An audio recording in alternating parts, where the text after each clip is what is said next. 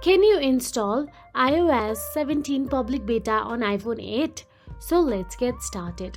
As of September 2023, the iPhone 8 along with the iPhone 8 Plus and iPhone X no longer supports iOS 17 due to hardware limitations.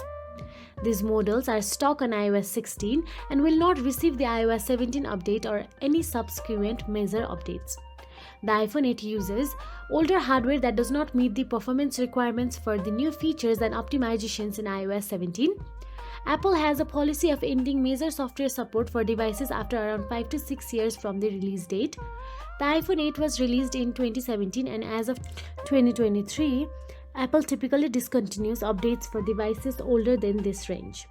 So, continue using iOS 16 until it no longer gets security updates. If you are looking for access to iOS 17 features, it might be time to consider upgrading to a newer iPhone model. If you found this video helpful, please like, share and subscribe, and thank you so much for watching.